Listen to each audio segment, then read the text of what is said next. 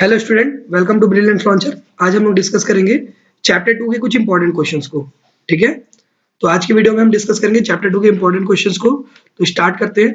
अपना पहला क्वेश्चन है, अच्छा चैप्टर 2 है अपना स्ट्रक्चर ऑफ एटम। ठीक है, तो इससे रिलेटेड अपन पहला क्वेश्चन डिस्कस करते हैं।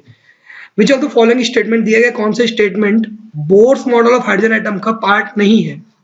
पहला ऑप्शन है energy of the electron in the orbits are quantized. ये हम लोग ऑलरेडी पता है, Q equals to plus minus n, हम लोगों ने फॉर्मूला पढ़ा था।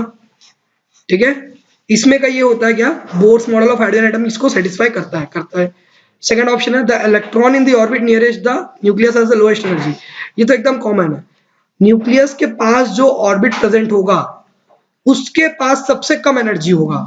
और इसका फॉर्मूला उसने दिया था -13.6 upon n square electron volt. इसमें एन क्या था, नंबर ऑफ ऑर्बिट था। तो जितना कम एन की वैल्यू होगी, यानी सबसे पास वाले के पास सबसे कम एनर्जी होगी, और जैसे अपन दूर जाते जाएंगे उसके पास ज्यादा एनर्जी आती जाएगी। Next, electron revolves in different orbits around the nucleus. Electron जो है न्यूक्लियस के इर्द गिर्द जो ऑर्बिट प्रेजेंट होते हैं, तो अलग अलग ऑर्बिट्स में इलेक्ट्रॉन रिवॉल्व करता है। तो बहुत सारे ऑर्बिट्स होते हैं, अपने को ऑलरेडी पता है, हम लोगों ने पढ़ा था के एल एम एन करके। तो इलेक्ट्रॉन के में प्रेजेंट होता है, एल में प्रेजेंट हो सकता है, एम में प्रेजेंट हो सकता है, एन में प्रेजेंट हो सकता है। डिफरेंट ऑर्बिट्स में इलेक्ट्रॉन प्रेजेंट होते हैं। तो ये भी बोर्स के द्वारा दिया गया था। ठीक है, नेक्स्ट फोर्थ वाला देखते हैं। The position and velocity of an electron in the orbit can not be determined simultaneously. भाई ये जो स्टेटमेंट है ना, ये हाइजेनबर्ग ने दिया था, जिसको हम लोग पढ़ते हैं हाइजेनबर्ग अनसर्टेनिटी प्रिंसिपल। ये बोर्स ने दिया था। ठीक है, हाइजेनबर्ग ने बोला था किसी भी माइक्रोस्कोपिक पार्टिकल, यानी जो बहुत ही छोटा पार्टिकल होगा, अगर वो रिवॉल्व कर रहा है या घूम रहा है या रोटेट कर रहा है या मूव कर रहा है, तो at a instant of time, यानी एक पर्टिकुलर टाइम पीरियड पर उसका पोजीशन और वेलोसिटी दोनों एक ही टाइम पर बता पाना नामुमकिन है। यानी it is impossible to determine the position and velocity of a microscopic particle, ठीक है, at an instant of time. ये बोला गया था हाइजेनबर्ग अनसर्टेनिटी प्रिंसिपल के द्वारा। तो ये तो हाइजेनबर्ग ने बोला था, तो ये बोर्स का थ्योरी नहीं है। तो ऑप्शन डी अपना सही हो गया, ये बोर्स ने नहीं दिया था। Next question number second, Bohr's theory can be applied to which of the following ion. अच्छा, बोर्स थ्योरी किस पे अप्लाई होता है? बोर्स थ्योरी अप्लाई होता है हाइड्रोजन एटम पर। ठीक है, बोर्स थ्योरी किस पे अप्लाइड होता है? हाइड्रोजन एटम पर, या हाइड्रोजन एटम रिलेटेड आयंस पर, यानी कि मोनो इलेक्ट्रॉनिक आयंस पर। ठीक है, यानी एक ऐसा आयन जिसके पास सिंगल इलेक्ट्रॉन होगा, उस पे अप्लाइड होगा। जैसे सोडियम, सोडियम के पास 11 इलेक्ट्रॉन होते हैं, +1 यानी प्लस यानी एक दे दिया, तो यानी 10 इलेक्ट्रॉन, तो इस पे अप्लाई नहीं होगा। बेरिलियम, बेरिलियम के पास कितने होते हैं? 4 होते हैं, 4 में से 2 चला गया, कितने बचे? 2 इलेक्ट्रॉन बचे, इस पे भी नहीं होगा। लिथियम, लिथियम के पास 3 होते हैं, +1 यानी एक चला गया, तो 2 बचे, तो इस पे भी नहीं होगा। Li+2, 3 होते हैं, 2 चला गया, एक बचा, तो यही आंसर है अपना, क्योंकि ये मोनो इलेक्ट्रॉनिक कन्फिग्रेशन अटेंड कर रहा है ना, इसलिए। और बोर्स हमेशा से मोनो इलेक्ट्रॉनिक और हाइड्रोजन रिलेटेड आइटम्स के ऊपर ही बेस्ड होता है। Next question, Bohr's model is not able to account for the following. Bohr's model किस चीज के लिए एप्लीकेबल नहीं है, पूछा है। ठीक है, तो किस चीज के लिए एप्लीकेबल नहीं है, किस चीज को उसने नहीं बता पाया था? स्टेबिलिटी ऑफ एटम बताया था उसने, बोर्स मॉडल ने स्टेबिलिटी ऑफ एटम को अच्छे से एक्सप्लेन किया था। जो रदरफोर्ड अच्छे से नहीं कर पाया था स्टेबिलिटी को, उसी को तो बोर्स मॉडल ने किया था, करके तो बोर्स मॉडल ज्यादा फेमस है ना रदरफोर्ड से। अच्छा नेक्स्ट, इसने स्पेक्ट्रम दिया था, हाँ दिया था, लेकिन हीलियम एटम का नहीं दिया था, और वो भी न्यूट्रल हीलियम एटम का नहीं दिया था, उसने दिया था He+ का देने के लिए। ठीक है, न्यूट्रल हीलियम एटम का नहीं दिया था, या तो उसने दिया था हाइड्रोजन एटम का। ठीक है, तो उसने कन्फिग्रेशन में आपको इससे पहले ही बताया हूं कि बोर्स हाइड्रोजन रिलेटेड आइटम्स और मोनो इलेक्ट्रॉनिक आयंस के ऊपर ही बेस्ड है। ठीक है, तो बी ऑप्शन ही है जिसने उसको नहीं बताया था।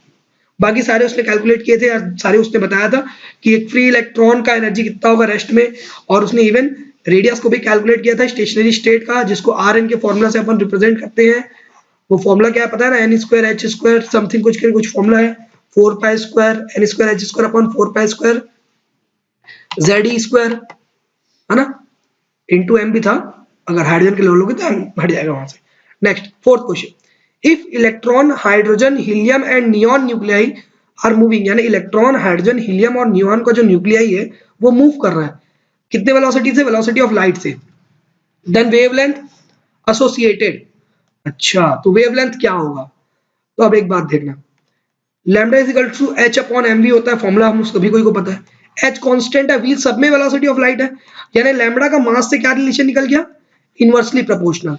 तो यानी मास बढ़ेगा तो वेवलेंथ कम होगा, ठीक है। तो सबसे कम मास सबसे ज्यादा वेवलेंथ, तो ये चारों में सबसे कम मास किसका होता है, इलेक्ट्रॉन का, तो सबसे ज्यादा वेवलेंथ भी इलेक्ट्रॉन का होगा। तो इसमें नहीं दिया है, बाकी तीन में दिया है, ठीक है। नेक्स्ट मास होगा हाइड्रोजन का, 1 होता है जो, है ना। तो हाइड्रोजन का मास किस में सेकंड में, तो ये भी गलत। अच्छा एक मिनट, पहला चीज तो सी भी गलत हो गया ना, क्योंकि इलेक्ट्रॉन सबसे ज्यादा होना चाहिए, इसमें सबसे कम दिया है, ये 2 है, और हाइड्रोजन सेकंड में आना चाहिए ना, ऑप्शन ये सही है अपना। मास बढ़ेगा वेवलेंथ कम हो जाएगा, ठीक है। नेक्स्ट क्वेश्चन, रिलेशन कहां से आया, समझ में आ गया ना, ये यहां से lambda equals to H upon MV से। Next question, the mass of photon with wavelength equals to, अच्छा अब मास ऑफ फोटोन निकालना है जिसका वेवलेंथ इतना दिया है, वही सेम फॉर्मूला लगेगा, lambda equals to H upon MV. Mass निकालना है तुमको, तो m की वैल्यू निकालनी है, तो m equals to H upon lambda v. h की वैल्यू पता है 6.626 into 10 to the power minus 34 upon lambda की वैल्यू दी हुई है 1.54 into 10 to the power minus, अच्छा ये -8 सेंटीमीटर दी हुई है, लेकिन मेरे को मीटर लेना पड़ेगा। मीटर क्यों लूंगा, क्योंकि जो वेलोसिटी रहती है ना, यानी फोटोन बोला है ना, फोटोन यानी लाइट पार्टिकल हो गया, तो उसकी स्पीड कितनी होती है, 3 into 10 to the power 8 metre पर सेकंड होती है। तो मीटर में है ना, इवन जो h की वैल्यू निकालती है वो भी अपन मीटर में ही कैलकुलेट करके निकाले थे, स्टैंडर्ड यूनिट लिए थे, तो इसको भी स्टैंडर्ड में लेना पड़ेगा। तो सेंटीमीटर हो जाएगा 10 to the power minus 10 metre into speed of light पता तो है 3 इंटू 10 टू द पावर 8। अब इसको अपन सॉल्व करेंगे, जब अपन इसको सॉल्व करेंगे, क्योंकि मैंने इसको ऑलरेडी सॉल्व कर लिया है, आप लोग इसको कर लेना, तो इसका आंसर अप्रोक्सीमेटली कुछ ये आएगा 1.4285 into 10 to the power minus 32 kg, ठीक है। चलो नेक्स्ट बढ़ते हैं, नेक्स्ट क्वेश्चन है, इफ डी ब्रॉगली वेवलेंथ, अच्छा आपको एक बात बताऊं, अभी तक जो अपन फॉर्मूला यूज कर रहे थे lambda equals to H upon m v, यही वेवलेंथ डी ब्रॉगली वेवलेंथ था, क्योंकि ये डी ब्रॉगली ही साइंटिस्ट है जिसने इसको बताया था, वेवलेंथ को कैलकुलेट करवाया था, लैम्डा का वैल्यू निकलवाया था, इसीलिए इसको बोलते हैं D Broglie wavelength of a car of mass 1000 kg and velocity 36 kilometre per hour is. अब ये निकालना है, तो लैम्डा निकालना है अपने को, एच की वैल्यू पता है 6.626 into 10 to power minus 34 upon mass कितना दिया 1000 kg, चलो वेलोसिटी कितना दिया 36 किलोमीटर पर आवर। अरे यार, लेकिन वेलोसिटी मेरे को लेनी किस में है, मीटर पर सेकंड में, क्योंकि दिख रहा होगा आंसर सब मीटर में है, तो 36 किलोमीटर को मीटर पर सेकंड में कन्वर्ट करना है। देखो जिनको नहीं आता मैं स्टैंडर्ड से बताता हूँ पूरा, किलोमीटर पर आवर, किलोमीटर को मीटर में कन्वर्ट करने के लिए क्या करना पड़ता है, 1000 से मल्टीप्लाई करना पड़ता है, तो 1000 से मल्टीप्लाई कर दो। आर को मिनट में पहले कन्वर्ट करते हैं तो 60 मल्टीप्लाई करना पड़ेगा, और फिर सेकंड में कन्वर्ट करने के लिए फिर 60 मल्टीप्लाई करना पड़ेगा। ये दोनों को सॉल्व कर लो पहले आप स्टैंडर्डली, 2 3 या 6 2 5 जा, यानी कि अगर आपको कन्वर्ट करना है कभी भी किलोमीटर पर आवर को मीटर पर सेकंड में, तो आप उसमें मल्टीप्लाई कर दो 5/18 से, 18 1 जा 18 2 जा 36, 5 2 जा 10, यानी 10 मीटर पर सेकंड इसकी स्पीड हुई, इसमें 10 सॉल्व कर दो, ठीक है। अच्छी बात क्या है पता है, 6.626 सब में है, वैल्यू हो जाएगी 1 2 3 4, 4 ऊपर चला गया 10 टू पावर माइनस 38, तो ये आंसर है, ठीक है। ये समझ में आया नहीं आया, फिर से बताता हूँ ध्यान देकर सुनना, 6.626 को डिवाइड नहीं करना है, ऊपर में दिया है 10 टू पावर माइनस 34, ये देखो 1 2 3 4, इसको मल्टीप्लाई करो तो 10 टू पावर 4 आएगा, ये 10 टू पावर 4 ऊपर चल देगा, तो ये हो जाएगा 10 to power minus 4, base same है तो पावर ऐड हो जाएंगी, तो minus 34 plus minus 4 plus minus minus minus 34 minus 4 minus minus plus 34 plus 8 4 क्या हो जाएगा 38 हो जाएगा, बड़ा कौन है 34, साइन दिया माइनस तो माइनस 38, ठीक है। अपना नेक्स्ट क्वेश्चन है, question number 7, the de Broglie wavelength of a tennis ball of mass 60 gram moving with the velocity 10 metre पर second is, same formula lambda is equals to h upon mv, h का formula पता है 6.626 into 10 to power minus 34, यानी h का value, मास दिया हुआ है 60 ग्राम, लेकिन ग्राम नहीं केजी में लेना पड़ेगा, तो 60 डिवाइडेड बाय 1000 यानी 10 टू पावर माइनस 3, वेलोसिटी दिया हुआ है 10, अब सॉल्व कर लो इसको, ये 10 और ये 10 टू पावर माइनस 2 हो गया, ये भी कट गया 10 टू पावर माइनस 1 हो गया, ये कट जाएगा तो ये 1.104 समथिंग, और ये 10 पावर माइनस 1 ऊपर चलेगा 10 पावर माइनस 33 हो जाएगा, तो 10 पावर माइनस 33 आंसर, 1.101 को ये नेग्लेक्ट कर दे रहा है, इसलिए 10 पावर माइनस 3 मीटर आंसर है अपना, ठीक है। Next, Heisenberg uncertainty principle applicable होता है किसके, एटम्स के लिए बस ना, इलेक्ट्रॉन के लिए बस ना, न्यूक्लियस नहीं, तो ये होता है कोई भी माइक्रोस्कोपिक पार्टिकल ठीक है, कोई भी माइक्रोस्कोपिक पार्टिकल जो मूव कर रहा है, तो एनी माइक्रोस्कोपिक मूविंग ऑब्जेक्ट, इसके लिए एप्लीकेबल होता है हाइजेनबर्ग अनसर्टेनिटी प्रिंसिपल। ये मैंने पहले ही बता चुका है जब आपको शुरुआती क्वेश्चन में डेफिनेशन दिया था तब। ठीक है, एटॉमिक ऑर्बिटल का ओरिएंटेशन को कौन गवर्न करता है? तो एटॉमिक ऑर्बिटल को ओरिएंटेशन को गवर्न कर जाता है मैग्नेटिक क्वांटम नंबर से। अच्छा, तो चलो देखते हैं। Principal quantum number energy level को इंडिकेट करता है। ठीक है, principal quantum number energy level को। एजीमुथल क्वांटम नंबर शेप को रिप्रेजेंट करता है कि स्फेरिकल होगा, कि डंबल होगा, कि डबल डंबल होगा, कि कॉम्प्लेक्स होगा, क्या होगा।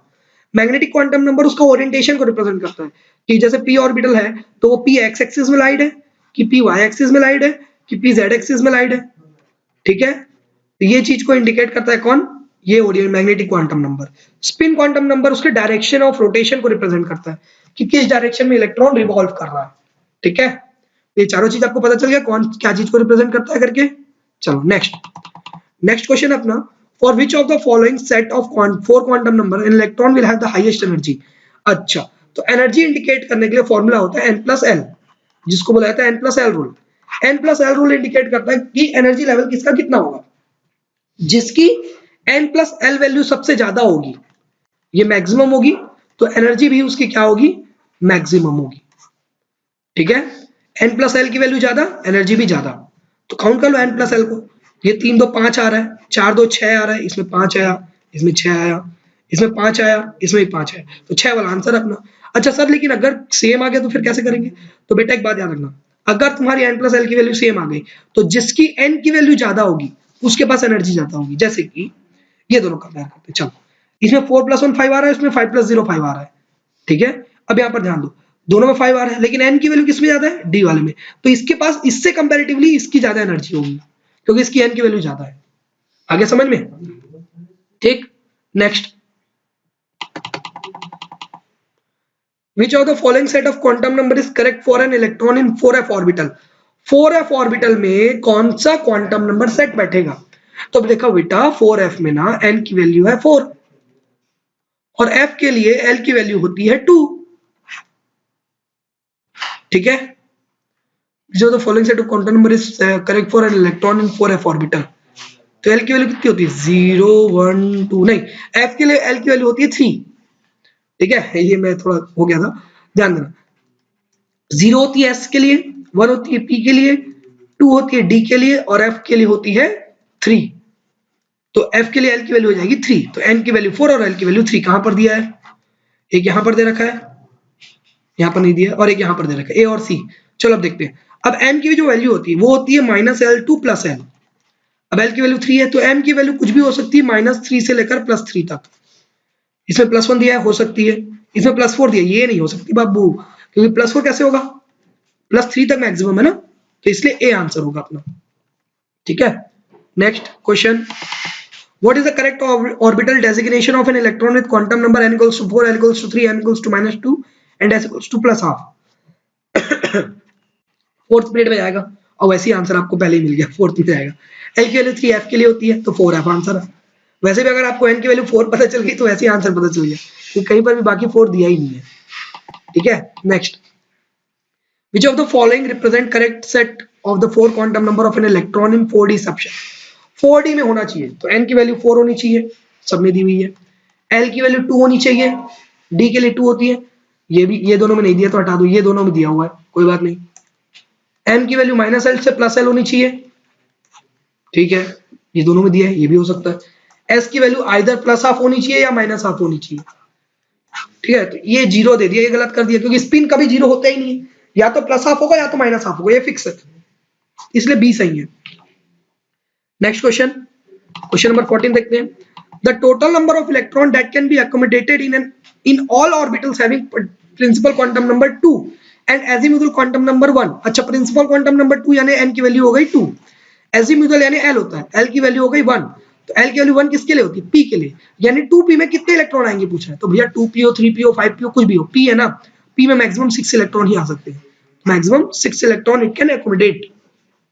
ठीक है, next question number, for azimuthal quantum number l = 3 the maximum number of electrons will be.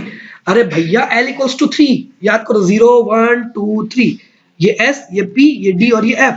l की वैल्यू 3 कौन सा ऑर्बिटल के लिए होती है, f ऑर्बिटल के लिए होती है, तो f ऑर्बिटल के लिए सबसे ज्यादा मैक्सिमम इलेक्ट्रॉन कितना रख सकता है वो?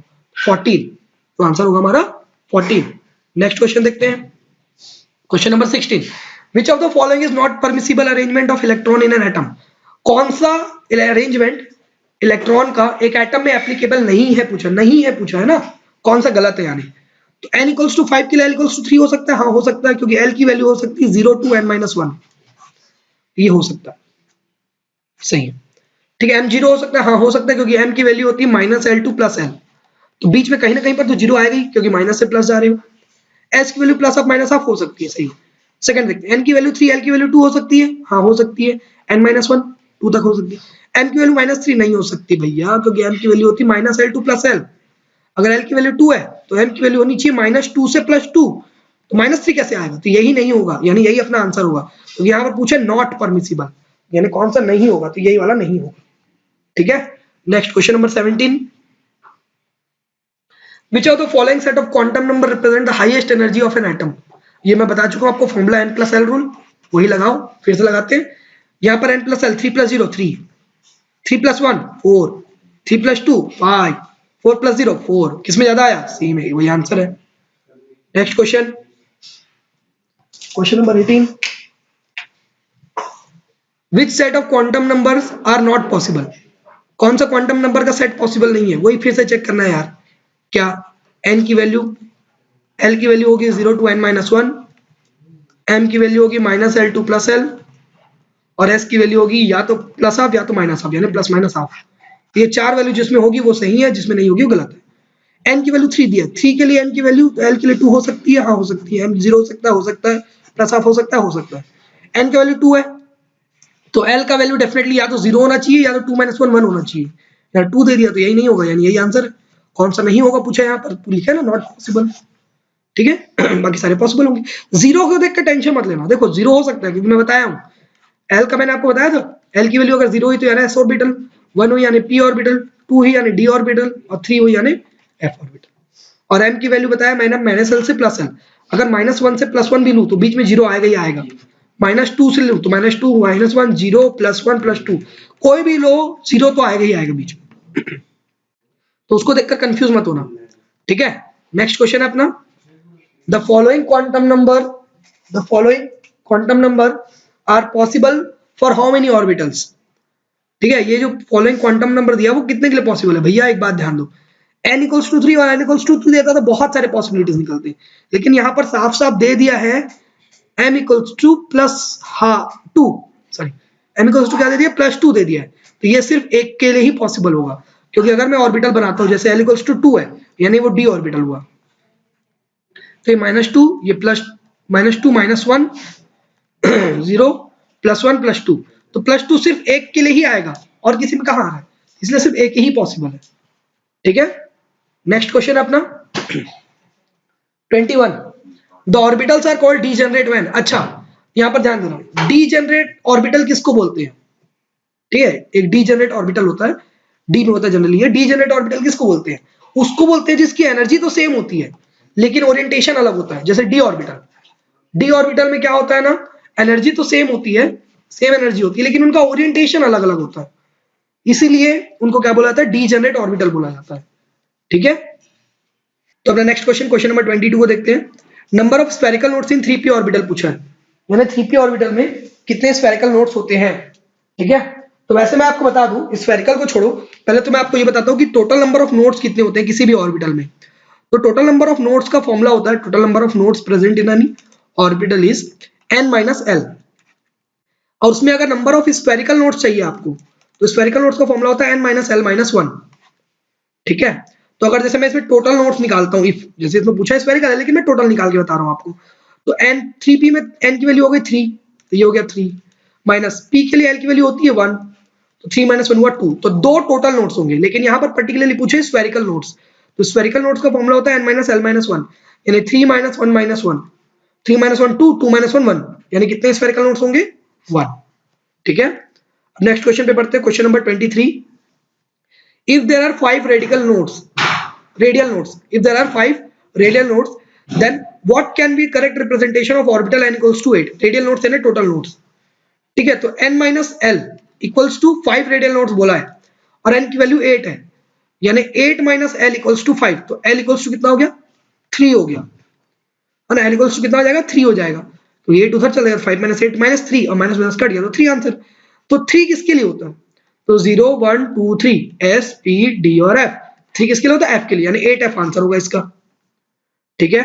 Next question, the number of orbitals present in fifth shell is, अच्छा अब number of orbitals present in any shell is equals to क्या होता है, तो number of orbital present equals to n square होता है, where n is the number of shell, n कितना 5, तो 5 का स्क्वायर कितना हो गया 25, तो 25 आंसर है, ठीक है। Next question, question number 25, arrange the orbitals of same shell in the increasing order of shielding strength of the outer shell of electron. अच्छा शील्डिंग स्ट्रेंथ किसकी सबसे ज्यादा होती है, देखो जो भी ऑर्बिटल न्यूक्लियस के सबसे ज्यादा पास होगा उसके पास शील्डिंग स्ट्रेंथ सबसे ज्यादा होता है, तो कौन सा ऑर्बिटल सबसे पास होता है, s ऑर्बिटल सबसे पास होता है, फिर p होता है, फिर d होता है और फिर f होता है, यानी sPdf आंसर होगा, ये नहीं है sPdf, ये आंसर होगा, ये गलत लग गया, sPdf ये आंसर होगा, ठीक है, यानी s बड़ा फिर p फिर d फिर f, तो 25 का d आंसर होगा। नेक्स्ट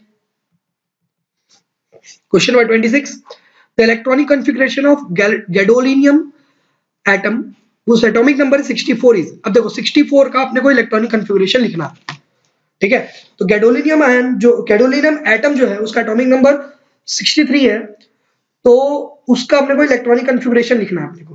तो देखो आप सिंपली चाहो तो 1s2 2s2 करके लिख सकते हो, नहीं तो जैसे इसमें यूज किया गया है ज़ेनॉन सबसे नियरेस्ट नोबेल गैस है, ठीक है, इससे पहले वाले में, तो ज़ेनॉन का एटॉमिक नंबर कितना होता है 54 होता है, तो 54 तक का छोड़ दो, उसके बाद का काउंट कर लो, ठीक है। तो उसके बाद वाले में क्या आएगा, उसके बाद वाले में आएगा, देखो ध्यान देना, 54 कंप्लीट करने के बाद आएगा आपका भर आ जाएगा 6s, तो 6s2 भर आएगा, फिर इसके बाद जैसे ही डी एंटर करेगा तो डी में एंटर करते साथ फिर वो चल देगा एफ में 4f में, ठीक है, तो इसका 64 है और ये 54 है, 10 को भरना है, 10 में 2 यहाँ चल दिया, 1 यहाँ चल दिया, 3 चले गए तो 7 आएगा, तो 6s2 5d1 4f 7, ये इसमें बस दिया है, तो डी ऑर्बिटल अपना आंसर, यानी डी ऑप्शन डी अपना आंसर है।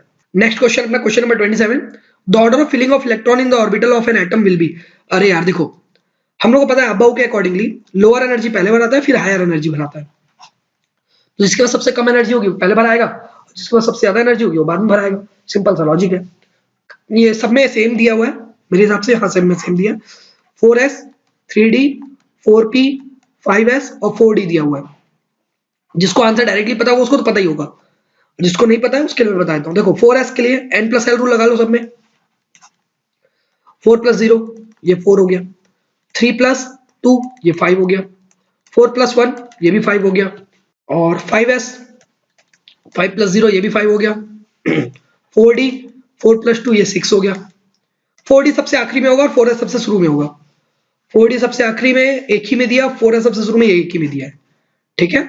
और इवन यहाँ पर एक बात और ध्यान देना, ये जो 3d ऑर्बिटल है, ठीक है, जो 5 आया और 4p ऑर्बिटल 4 प्लस 1 ये 5 भी आया, कायदे से 3d को 4p के पहले आना चाहिए क्योंकि इसकी n की वैल्यू छोटी है, दिख रही है ना, मैं बताया था अगर सेम आएगा तो एनर्जी लेवल जिसका n का वैल्यू ज्यादा होगा वो बाद में आएगा करके, तो 4p बाद में आएगा, देख सकते हो वैसी सब अरेंजमेंट दिया हुआ है, ठीक है।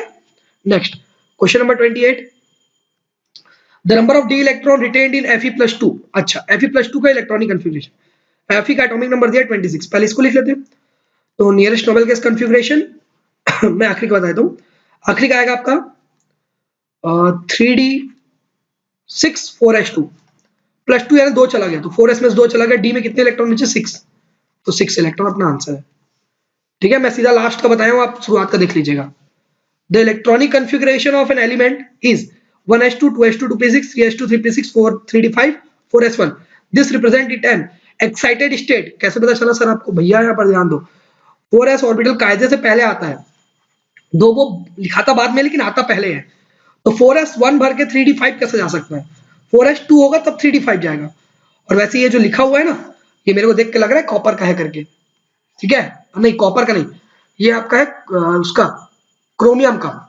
24 एटॉमिक नंबर, ठीक है, तो 4s1 3d5 ये एक्साइटेड स्टेट है, कायदे से इसका होना चाहिए ग्राउंड स्टेट 4s2 3d4, लेकिन क्योंकि डी ऑर्बिटल कोई भी ऑर्बिटल हाफ फील्ड और एग्जैक्टली फील्ड, यानी हाफ फील्ड या कंप्लीटली फील्ड ऑर्बिटल के स्टेट में, इलेक्ट्रॉनिक स्टेट में सबसे ज्यादा स्टेबल होता है। तो इसको हाफ फील्ड होने के लिए सिर्फ एक लौता एक और चाहिए होता है, इसीलिए एस के साथ टाइप करता है और एक ले लेता है। तो ये सब होता है एक्साइटेड स्टेट में, ना कि ग्राउंड स्टेट। ठीक है, जितने भी इलेक्ट्रॉन के ट्रांसफर होते हैं सब एक्साइटेड स्टेट में ही होते हैं। नेक्स्ट क्वेश्चन अपना, the number of unpaired electron in n+2 is, N+2 में कितने अनपेयर्ड इलेक्ट्रॉन है? एक मिनट मेरे हिसाब से n+2 नहीं होगा, n2+ होगा। नहीं, n2+ लिखा है, हाँ n2+, तो n2+, इसमें कितने अनपेयर्ड इलेक्ट्रॉन है? तो इसमें सिर्फ एक अनपेयर्ड इलेक्ट्रॉन होता है। ये आप लोग बना लेना एमओटी के अकॉर्डिंग, हम लोग क्योंकि चैप्टर नंबर 4 को ऑलरेडी पढ़ चुके तो बना सकते हो, ये तो सिंपली भी बना लेना। ठीक है, next, in given atom no two electron can have the same value of 4-fold quantum number, it is Pauli's exclusion principle। Pauli's exclusion principle के अकॉर्डिंगली कोई भी दो इलेक्ट्रॉन के चारों क्वांटम नंबर सेम नहीं हो सकते कभी भी। Next question, the electronic configuration of copper 29, copper 29 क्या होगा? मैं गलती से भी वहां पर ऊपर में कॉपर बोल दिया जो क्रोमियम का था ना, तो उसमें बताया था कॉपर का क्या होता है 29, इसका होता है 3d9 4s2, ये नॉर्मल होता है, लेकिन स्टेबली फॉर्म में ये एग्जिस्ट करता है 3d10 4s1 में। ठीक है, तो ग्राउंड स्टेट में पूछे तो 4s2 3d9, लेकिन normal electronic configuration excited state में एग्जिस्ट करता है स्टेबिलिटी की वजह से 3d10 4s1। Next, the maximum number of electron in a subshell of an atom is determined by, अच्छा हम लोग को पता है कि एक ऑर्बिट में जैसे k orbit, l, m, n, ये जो ऑर्बिट्स होते हैं, इन ऑर्बिट्स में मैक्सिमम कितने इलेक्ट्रॉन्स होते हैं? 2n²। ठीक है, लेकिन किसी ऑर्बिटल में, ठीक है, एक सबशेल में कितने इलेक्ट्रॉन मैक्सिमम रहेंगे? वो डिफाइंड होता है आपका 4l+2 के फॉर्मूला से। l = 0 for s orbital, 1 for p orbital, 2 for d orbital and 3 for f orbital. ये मैं आपको 1000 बार बता चुका हूं मेरे हिसाब से अभी तक में तो। ठीक है, तो वैल्यू पुट अप करो, आंसर आ जाएगा 4l+2। ठीक, next question, question number 34, the correct order of increasing energy of atomic orbital is, atomic orbital का करेक्ट ऑर्डर ऑफ इंक्रीजिंग, ये सेम वही कॉन्सेप्ट यार, n+l रूल लगाओ, आंसर निकल जाएगा, वैसा ऑप्शन बी दिया है। Next question, question number 35, for which element the valence electron will be present in the highest energy orbital, कौन से एलिमेंट के लिए valence electron highest energy orbital में प्रेजेंट होगा? सबका इलेक्ट्रॉनिक कन्फिगरेशन लिखो, ये सामने में जो दिया है ना, ये सब इसका एटॉमिक नंबर है। ठीक है, 3 का 1s2 2s1, 16 का 1s2 2s2 2p6 3s2 3p4। ठीक है, तो वैसे ही कैल्शियम का लिख लोगे आप, और वैसे स्कैंडियम का आप लिख लेना। ठीक है, तो ये चारों में आपको चेक करना है कि highest energy orbital, valence electron को देखना है तो आउटर मोस्ट ऑर्बिटल को, जैसे इसका मैं बता देता हूँ, इसका वैलेंस इलेक्ट्रॉन 2s1 में, तो इसका n+l रूल कितना होगा? 2+0, यानी 2 इसकी वैल्यू आई। जैसे इसका आउटर मोस्ट इलेक्ट्रॉन 3p में, तो 3+1 इसका कितना आया? 4 आया। वैसे ही सबका निकालना है, जिसका ज्यादा आएगा वो आंसर है। ये आपके लिए होमवर्क है, कमेंट सेक्शन में मुझे बताइए कमेंट करके कि इसका आंसर क्या आएगा। Next, question number 36, question number 36 बोला है कि एक इलेक्ट्रॉन जिसका प्रिंसिपल क्वांटम नंबर 3 है, उसके सबशेल और ऑर्बिटल्स क्या होंगे? तो देखो भैया, अगर प्रिंसिपल क्वांटम नंबर 3 है, यानी n की वैल्यू अगर 3 दी है, सबशेल यानी l हो गया, l की वैल्यू होती है 0 to n-1। ठीक है, यानी 0 1 या फिर 2, 3-1 2 होता है, ये हो सकता है 0 1 और 2। ठीक है, तो यहाँ पर बाकी सब में 3 3 3 3 दिया, इसी में 2 दिया, ये 2 आंसर होगा। और ऑर्बिटल्स भी चेक कर लेते हैं, 2 यानी हो गया डी ऑर्बिटल। डी में कितने, डी ऑर्बिटल में कितने सब ब्लॉक्स होते हैं? 5 होते हैं, 1 2 3 4 5, तो 2 and 5 आंसर होगा इसका। Next question, question number 37, the electrons identified by quantum number n and l, n = 4 l = 1 n = 4 l = 0 n = 3 l = 2 n = 3 l = 1 can be placed in order of increasing energy. अरे भैया वही n+l rule, यहाँ पर देख रहे हो n+l rule के कितने सारे क्वेश्चन है, यानी बहुत इंपॉर्टेंट है, देख लेना। इसका 5 आएगा, इसका 4 आएगा, इसका भी 5 आएगा और इसका भी 4 आएगा। तो ये दो 5 वाले सेम है, तो या तो ए आखिरी में होगा या सी आखिरी में होगा, तो ये होगा, ये खता दो। अब इसमें देखो, अब जिसका n की वैल्यू ज्यादा वो आंसर, तो n की वैल्यू ज्यादा ए, तो ए सबसे ज्यादा, तो ये भी हट गया। ये दो हो सकते हैं, ए के बाद लेकिन सी आएगा, तो यही आंसर फिर बी वाला, बस खत्म। वैसे बी और सी में अगर चेक करना है, दोनों का 4 आया, n की वैल्यू किसकी ज्यादा है? बी की, तो ये आंसर आएगा बी सबसे ज्यादा होगा, मतलब बी ज्यादा होगा एज कंपेयर टू डी। ठीक है, next question number 38, question number 38 बोल रहा है कि the 5d orbitals are designated as dxy, dyz, dzx, dx square minus y square और dx square y square बोलते हैं उसको और dz square। करेक्ट स्टेटमेंट कौन सा है? The shape of first 3 orbitals are, अच्छा शेप के बारे में सब में दिया है तो चलो बताता हूँ। dxy, dyz और dzx ये शुरुआत के जो 3 है इनके शेप सबके सेम होते हैं इस टाइप से, ठीक है। ये dx x और y का बनाया मैंने। अगर वैसे ही आपको yz के लिए बनाना तो ये y हो जाएगा और ये z हो जाएगा, वैसे ही xz के लिए बनाना तो ये x हो जाएगा और ये z हो जाएगा, ठीक है। लेकिन अगर dx स्क्वायर y स्क्वायर के लिए बनाना है तो dx स्क्वायर y स्क्वायर के लिए ये होगा। दोनों में फर्क देख लो, ये x और y। देखो x स्क्वायर y स्क्वायर में x में लाई कर रहा है और y में लाई कर रहा है, खाली x y था तो बीच में लाई कर रहा है, दिख रहा है दोनों के प्लेन में, है ना। वैसे dz स्क्वायर होगा तो ये कुछ इस स्टेप से हो जाएगा z और ये z का स्क्वायर यही बन जाएगा। तो शुरुआत के 3 सेम है लेकिन बाद के 2 अलग अलग है, ठीक है। तो the shape of first 3 orbitals are similar but that of 4th and 5th orbitals are different. तो यही आंसर है अपना, ठीक है। होपफुली आपको इतना समझ में आ गया होगा। अपन नेक्स्ट सेक्शन में डिस्कस करेंगे असर्शन एंड रीजनिंग टाइप से क्वेश्चंस, उसको मैं नेक्स्ट वीडियो में अपलोड करूंगा, ठीक है। होपफुली आपको इतना समझ में आ गया होगा। तो thank you very much for listening it very patiently and have a nice day.